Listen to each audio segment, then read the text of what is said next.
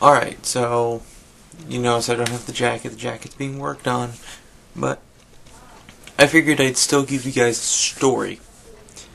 Looking through what stories I had, one of the ones I haven't told you is about my experience at Anime Boston. Now, given as a convention and just being a convention goer, I love Anime Boston. It's still one of those conventions that gives me that post-con depression. Like, I went to Otakon. Otakon was great. I didn't really get that huge sort of depression like I do sometimes. Same with PortCon. Anime Boston still does. It still has that feel to it.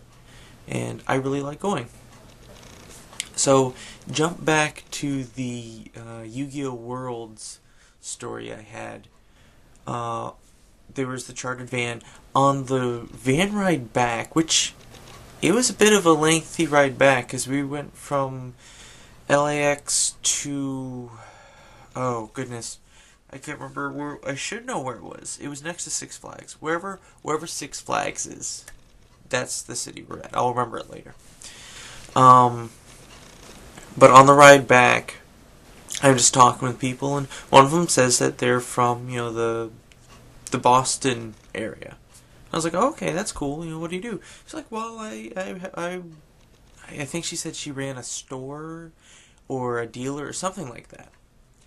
And she gave me a card, and I was like, okay, well, what events do you do? She's like, this, and Anime Boston. I was like, Anime Boston?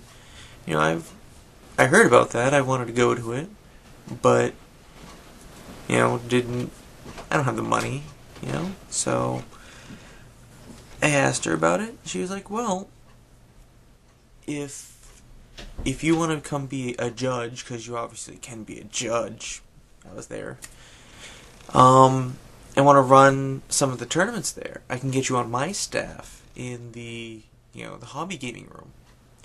And you get in for free, you get a hotel room for free, con badge, all that. You just need to find transport down and back.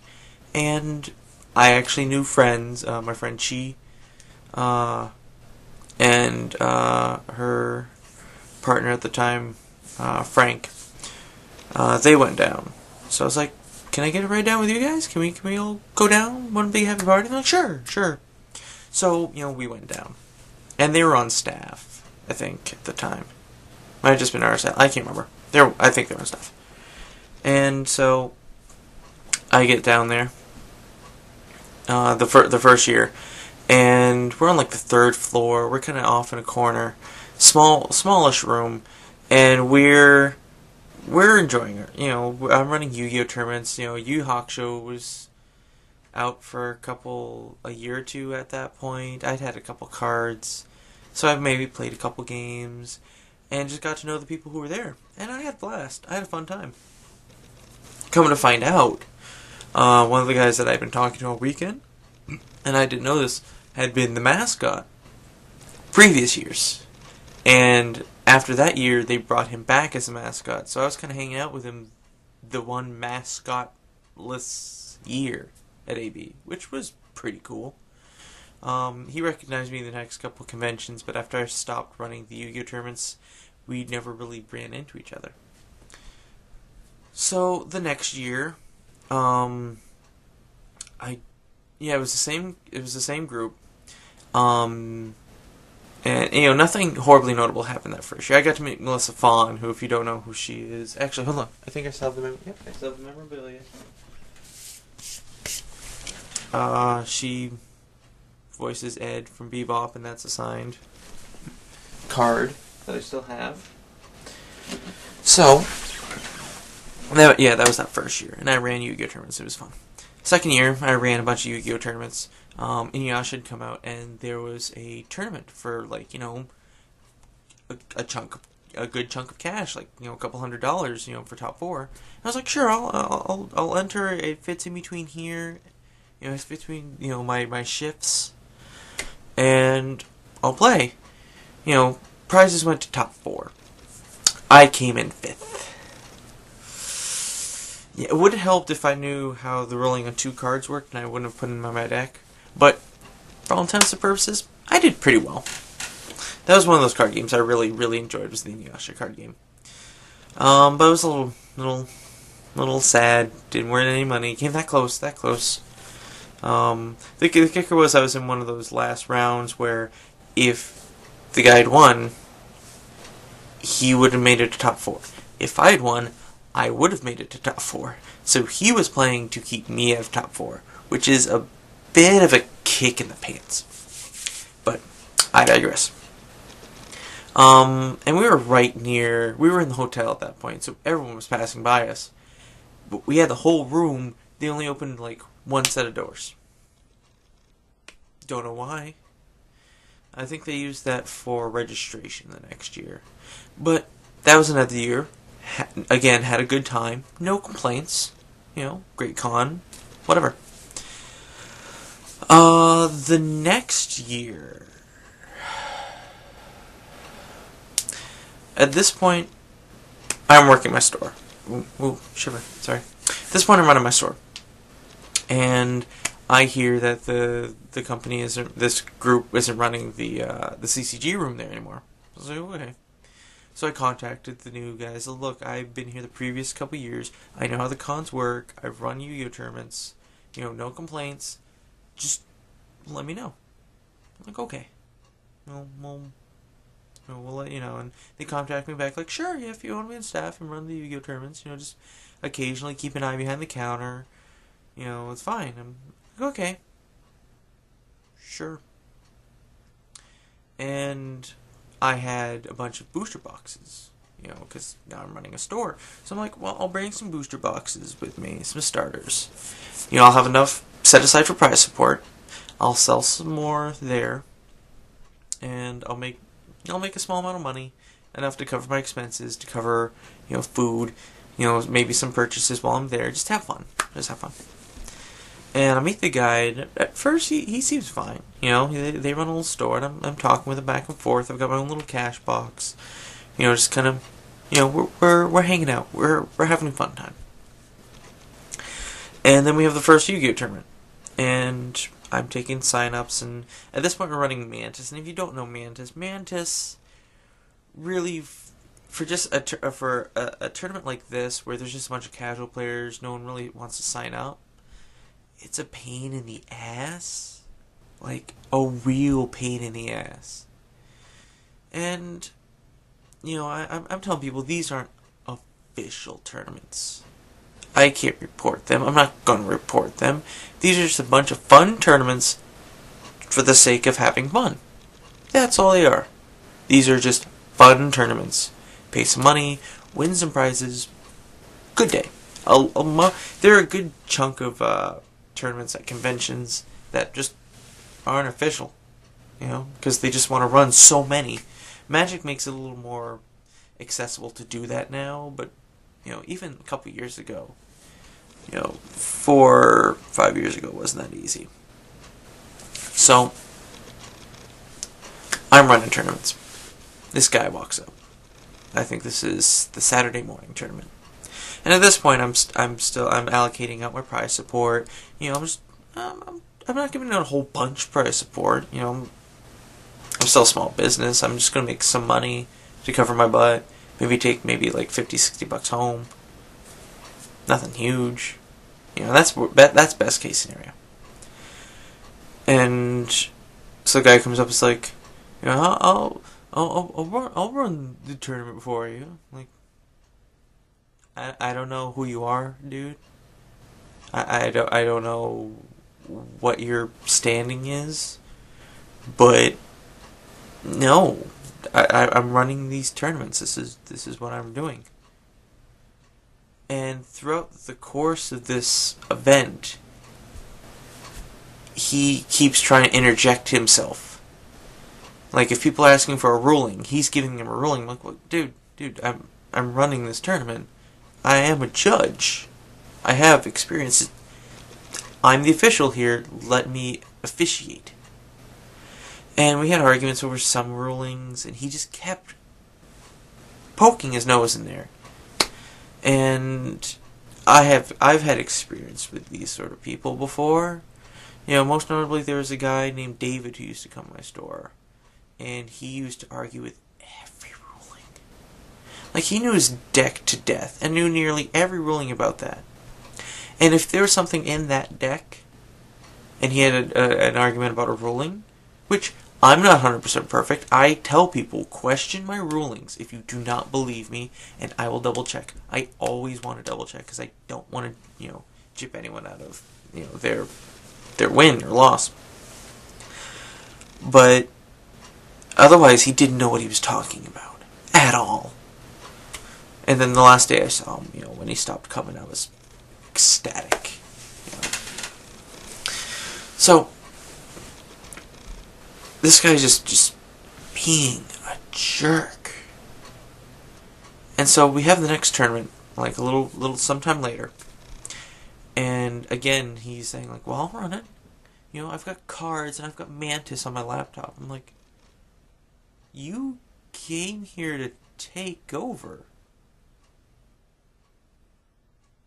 Who comes to Anime Boston with a laptop? He brought a printer, dude. He brought a printer.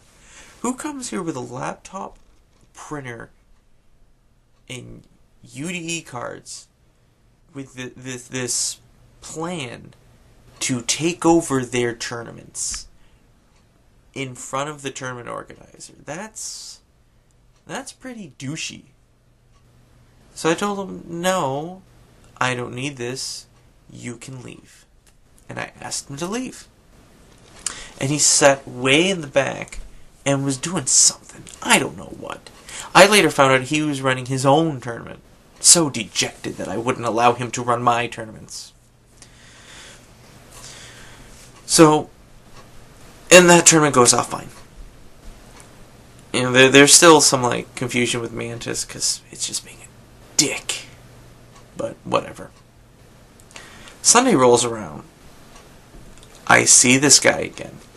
He's sitting near the back and has everything set up. So I'm thinking, okay. So I go take my seat, and I didn't have any tournaments planned for Sunday. Sunday was just going to be like, I finish off my shift. I'll see the rest of the con.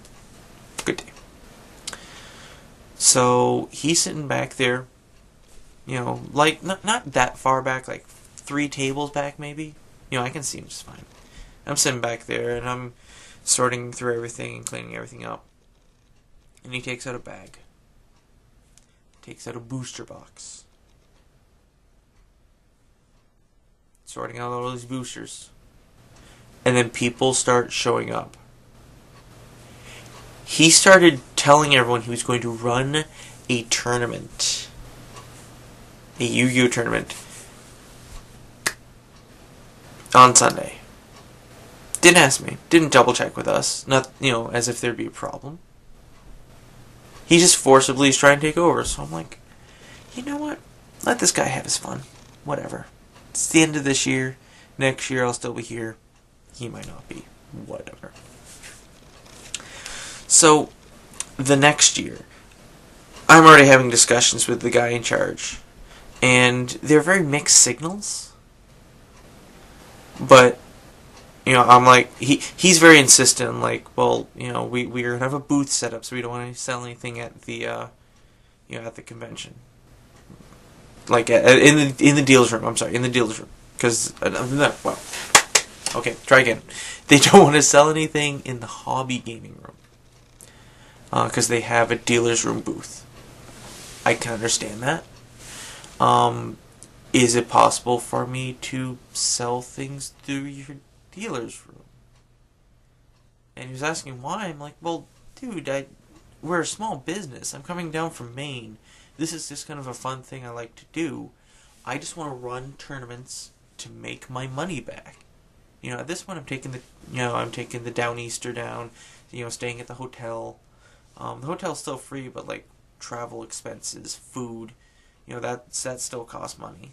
I'm away from the store, so I can't run everything I do at the store. So I need to make this worthwhile for me. At least break even. Any more that I make is maybe some spending cash in the dealer's room. And I bring very minimal. I plan out all my boosters, exactly what I need. Nothing more, nothing less. I'm like, can I take entry fee? Well, we're not gonna, sell anything at the con.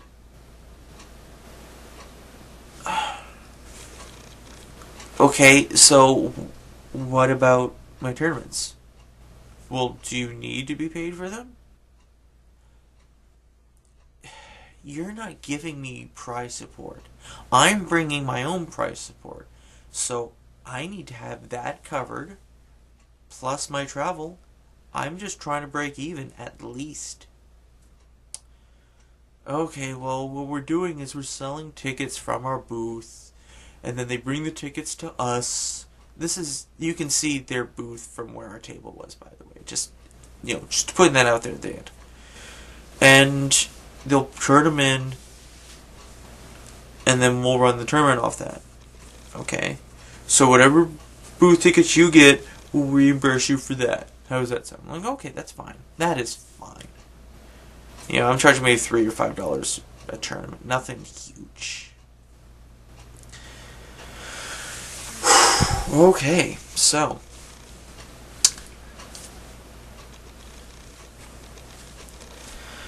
now we have this setup where I'm trying to break even. I'm running the tournaments. I'm doing this money thing through them. I'm bringing my own prize support, and I have a very exact prize support. So Friday rolls around, and I have 2 tournaments planned for Friday. Just 2 regular tournaments. We have no one show up for the first tournament. Okay, I'll put it there. 3 or 4, but not enough really to run anything. I'm thinking, what the hell? And then oh god, now I can't remember his name. I know his character's name is B, or B-chan, or something. The mascot from that first year, and he's been recognizing me, and he comes in, and I'm like, hey, there's no one in here for Yu-Gi-Oh. He's like, well, you see, there's a bit of a hold up in the reg line. I'm like, pre-reg or reg? Yes. Really? He's like, yeah, you're probably not going to see many people in here for a while. I'm like, is it that bad? He's like, it's pretty bad. And people who've gone to Anime Boston know exactly which Anime Boston I'm talking about. So, there's no one there for that first tournament. There's very few people. And the second tournament goes off without a hitch. Now, for those wondering, those 4 people, I did throw something together for them. It was small. I threw a couple boosters their way. Just something for them. And then we had another tournament on Friday. A little earlier, because we started getting people in then. And then we had... I ran... did I run? No, those were only 2 on Friday. And I wasn't making... I wasn't sure if I was going to make, break even. Saturday, I ran another event. Was huge. Just bigger than I thought I was going to get. And I gave out all of my prize support. Sans, the duelist tins, those pieces of shit. And I still had a tag tournament to run. So I'm like, shit. Well, I have this money here. This is enough to break even, but I need to find something for prize support. And I'm already signing up people for the tag tournament. So I start the first round. And I tell them I'm going to start on the first round. I'll be right back. I just need to go next door. And everyone's like, okay, fine. These are tag tournaments. It's going to be a while. Run next door. There's 2 hobby gaming store booths. One of them's the one that, we do stuff here at. So I'm like, you know what? I'll just buy something from their booth. Give them some of their money back, basically. And just buy something for prize support. And I'm looking around, and I don't see any Yu-Gi-Oh! Period. I don't see any Yu-Gi-Oh! So go check the other booth. They have overpriced crap for Yu-Gi-Oh! So I'm thinking, I'm fucked. I'm fucked. I don't have enough Yu-Gi-Oh! To give these guys. I don't have enough. So I'm racking my brain. And let me grab... This is one of the earlier, kind of sort of beta-ish versions of it. But the Whack-A-Cat Girl game, this is one of the ones they sold when they were just in the artist alley. I still have it. I think that's my, yeah, that is my beta one, right? Yeah, that is. I think it is. So I'm like, well, okay, so I'll buy some of these smaller games, some Whack-A-Cat Girls, some, didn't play test, just stuff. I bought just little, like, these sorts of games, like, I bought like $40 worth of just games. So I'm thinking, okay, I know it's not Yu-Gi-Oh, but it's still solid, like a solid something. So I have this all set up. I have it separated out. I even have that little crappy tin, which no one's gonna want. This is also the year. What are their names? They do the FLCL opening. They do Right on Shooting Star. You guys will know it. It's midnight right now. I'm tired. I'm still ranting. Okay, so that was the year they were playing. So we needed everyone, like all staff hands on deck almost, and I'd volunteered to be an usher because they needed ushers for this. This was huge. And so I was due to be in there to be an usher pretty close to the final round of this tag tournament. So I'm like, you know what? These guys over here know what they're doing. These guys over here know what they're doing. Everyone's watching. And this isn't like, this one isn't official. I had one official one just because people had requested. So I'm like, okay. And I sat down before they started, like, okay guys, here's the deal. I have to be an usher at this concert. Because it's what I signed up for. You two are the last ones. You're playing for first and second place. This is what I have for first and second place. And I put them into two pretty equalish stacks of stuff. I was like, first place gets first choice of which stack of prizes they want. Second place gets the other stack. I have numerous witnesses here for this. I would stay, but I made an obligation to go next door and help be an usher for this concert. Does everyone understand this? No, okay, yeah, sure. So I leave. Do the ushering thing. At this point, after I'm done, I'm like, they're done the last round. I don't need to be back in there for the rest of the day. I don't have anything else. So I'll stay for the concert. So I stayed for the concert, I'm glad. Pillows, that's who it was. The pillows. Okay. So I stayed and watched the pillows. It was great. I could hear a damn thing for the next 15, 30 minutes. I don't know how much. It was awesome. So Sunday comes and goes. I don't hear anything. Again, I'm not running anything on Sunday because no one runs anything on Sunday.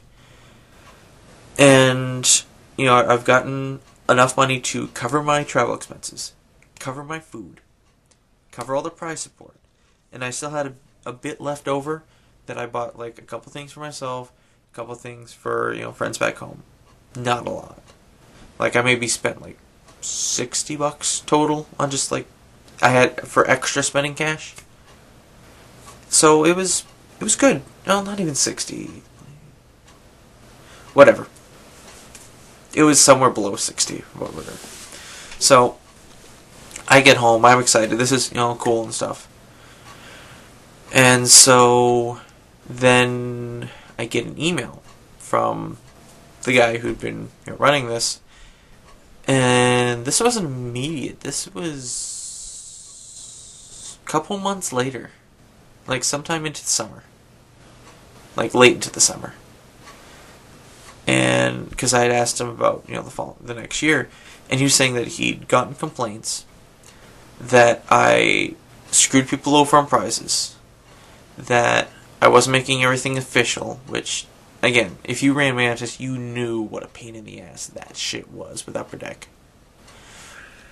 That, I wasn't a good judge, that I wasn't consistent with my tournaments, as far as, like, times. That I insisted on being that I insisted on money.